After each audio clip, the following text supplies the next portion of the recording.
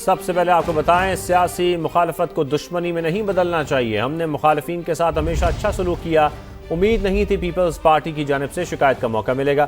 آزاد کشمیر میں Peoples party کی حکومت تھی، پھر بھی نون لیگ کو کامیابی ملی. نواز شریف کا مسلم لیگ نون کے اجلاس سے خطاب.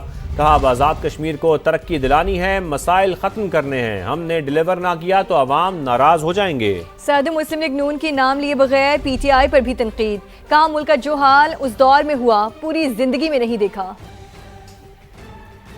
سیاست میں مخالفتیں ہوتی ہیں، لیکن ان مخالفتوں کو اتنا آگے نہیں جانا چاہیے کہ جہاں دشمنی میں منتقل ہو جائے. ہمیں امید نہیں تھی کہ پیپلز پارٹی کی طرف سے، جو کہ اس ریاست میں جن کی حکومت تھی، جن کا وزیر اعظم تھا، ان کی طرف سے کوئی ہمیں شکایت کا موقع ملے.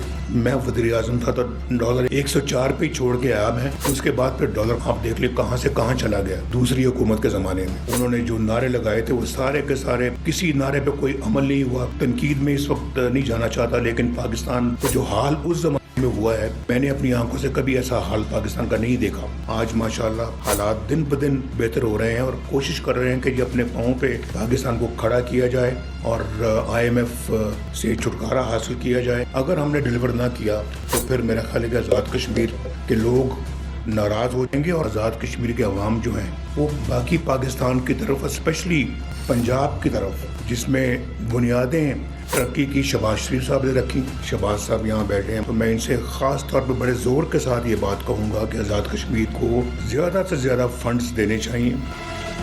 آزاد کشمیر الیکشن کی خبر دیں. باغ کے 2 حلقوں کے نتائج کا سرکاری اعلان کر دیا گیا. اہل 15 سے پیپلز پارٹی کے ضیاء القمر 17,019 ووٹ لے کر کامیاب قرار پائے، جبکہ مسلم لیگ نون کے مشتاق منہاس کا 15,127 ووٹوں کے ساتھ دوسرا نمبر. اہل 16 کی بات کریں تو یہاں نون لیگ کے میر اکبر 20,797 ووٹ لے کر کامیاب قرار پائے. یہاں پر پیپلز پارٹی کے سردار قمر الزمان 16,964 ووٹوں کے ساتھ دوسرے نمبر پر.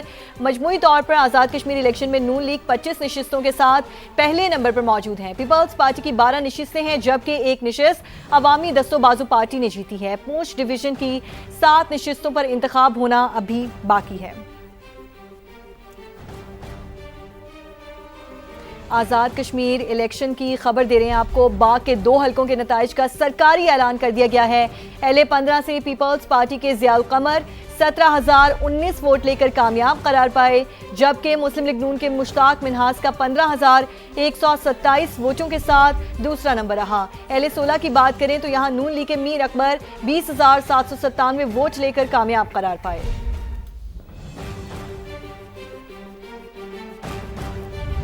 مسلم لیگ نون کے آزاد کشمیر میں حکومت سازی کے لیے لائحہ عمل طے کر لیا. مری میں میاں نواز شریف کی زیر صدارت اعلیٰ سطح کے مشاورتی اجلاس میں صدر آزاد کشمیر، وزیر اعظم، اسپیکر قانون ساز اسمبلی سمیت دیگر اہم عہدوں کے لیے ناموں پر تفصیلی غور ہوا.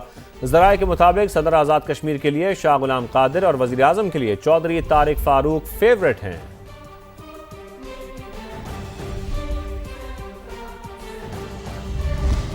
صوبہ ہزارہ تحریک زور پکڑ گئی. حویلیہ میں تحریک کے ذمہ داران کے سپریم کونسل کا ہنگامی اجلاس. کوہستان، بٹگرام، مانسہرہ، ایبٹ آباد اور ہری پور کو نئے صوبے میں شامل کرنے کا مطالبہ. چیئرمین سردار یوسف نے کہا صوبہ ہزارہ کے حوالے سے موقف میں کوئی تبدیلی نہیں آئی. ملکی استحکام اور عوام کی خوشحالی کے لیے مزید صوبے بھی ضروری ہیں تو ضرور بننے چاہیے.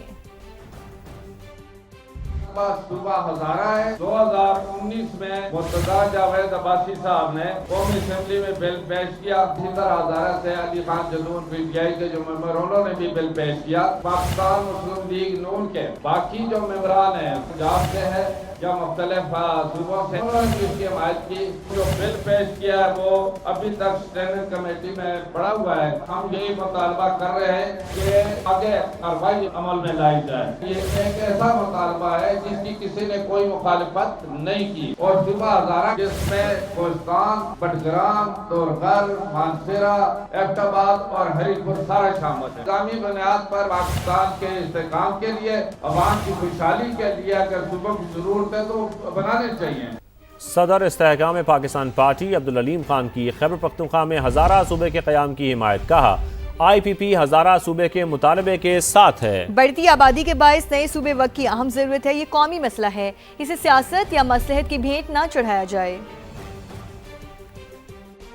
استحکام پاکستان پارٹی نے خیبر پختونخوا میں ہزارہ صوبے کے قیام کی حمایت کر دی۔ صدر آئی پی پی عبدالعلیم خان کہتے ہیں خیبر پختونخوا اسمبلی میں 2010 سے ہزارہ صوبے کے لیے آوازیں بلند ہو رہی ہیں۔ خوشی ہے کہ صوبے کی اہم سیاسی جماعتیں بھی اس مطالبے کی حمایت کرتی ہیں۔ عبدالعلیم خان نے کہا کہ عوام ملک بھر میں انتظامی بنیادوں پر نئے صوبوں کی تشکیل چاہتے ہیں۔ بڑھتی آبادی کے باعث نئے صوبے وقت کی اہم ضرورت ہیں اور ان کے قیام سے عوامی مسائل حل کرنے میں مدد ملے گی۔ صدر آئی پی پی نے جنوبی پنجاب اور بہاولپور صوبے کے قیام کی بھی حمایت کرتے ہوئے کہا پنجاب اور سندھ میں بھی نئے صوبوں کے لیے آوازیں اٹھ رہی ہیں۔ چاروں صوبوں کو 4 انتظامی یونٹس میں تقسیم کرنے میں کوئی حرج نہیں۔ اب اپنی چودراہٹ بچانے کے بجائے عوام کے مسائل کا سوچنا ہوگا۔ عبدالعلیم خان نے کہا کہ نئے صوبوں کا قیام قومی مسئلہ ہے، اسے سیاست یا مصلحت کی بھینٹ نہیں چڑھانا چاہیے۔ مثبت تجویز جہاں سے بھی آئے اسے خوش آمدید کہنا چاہیے اور سیاستدانوں کو نئے صوبوں کی تشکیل کی ذمہ داری قبول کرتے ہوئے ہر فورم پر آواز اٹھانی چاہیے۔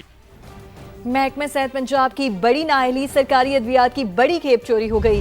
گجرانوالہ ٹیچنگ ہاسپٹل کی ادویات نجی گودام سے ملی۔ اسپتال کے اسسٹنٹ پروفیسر، میڈیکل افسر اور فارماسسٹ کو معطل کر دیا گیا ہے۔ دانیال عمر ہمارے ساتھ موجود ہیں۔ دانیال بتائیے ان کے خلاف کیا کارروائی کی گئی ہے؟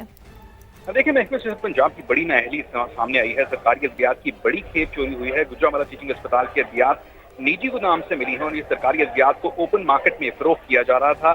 گجرانوالہ ٹیچنگ اسپتال کے اسسٹنٹ پروفیسر، میڈیکل آفیسر اور فارماسسٹ کو معطل کر دیا گیا ہے۔ اسٹور کیپر اور وارڈ کلینر کو بھی معطل کیا گیا ہے اور معطل ملازمین کو محکمہ صحت رپورٹ کرنے کی ہدایت کی گئی ہے۔ سرکاری ادویات کی چوری پر فیکٹ فائنڈنگ کمیٹی بھی تشکیل دے دی گئی ہے اور پنجاب کے سرکاری اسپتال کی نااہلی کی رپورٹ 24 گھنٹے میں جمع کروانے کی ہدایت کی گئی ہے۔ جی ٹھیک ہے دانیال، شکریہ آپ کا۔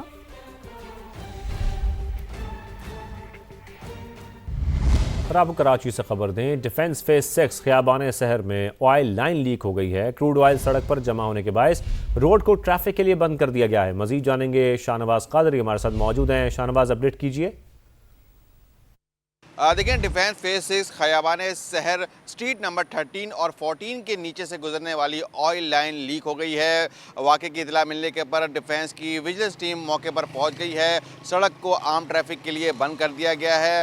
پولیس کی ٹیمیں بھی وہاں پر پہنچی ہیں اور پولیس کی جانب سے بتایا جا رہا ہے کہ حتمی طور پر تو نہیں کہا جا سکتا کہ یہ کوئی کروڈ آئل ہے یا خطرناک ہے، لیکن بظاہر دیکھنے سے تو کوئی خطرناک لگ نہیں رہا ہے، لیکن پولیس کی جانب سے روڈ کو بھی بند کر دیا گیا ہے۔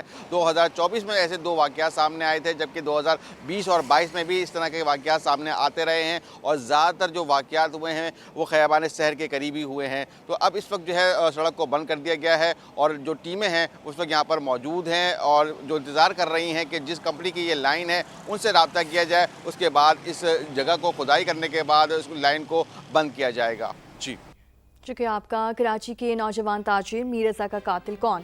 مقتول کا بزنس پارٹنر منظر عام پر آ گیا۔ محمد احمد عبوری ضمانت لینے عدالت پہنچ گیا۔ میر رضا کا پارٹنر وکیل کے ہمراہ پیش ہوا۔ موقف اپنایا کہ سابق تفتیشی افسر نے ہراساں کیا، تھانے بلانے کے بجائے کرائم سین پر طلب کیا گیا۔ پروسیکیوشن کی جانب سے جبران ناصر نے موقف اپنایا کہ کسی کو ہراساں نہیں کیا گیا۔ محمد احمد سمیت دیگر افراد کو تفتیش کے لیے بلایا گیا۔ 35 گواہوں اور دیگر افراد سے تفتیش کی جا چکی ہے۔ عدالت نے محمد احمد کے وکیل سے استفسار کیا کہ جب آپ کے موکل ملزم نہیں تھے تو ضمانت کیوں لی؟ عدالت نے محمد احمد کو تفتیش مکمل ہونے تک بغیر اجازت شہر سے باہر جانے سے روک دیا، ساتھ ہی تفتیش میں مکمل تعاون کی ہدایت بھی کی۔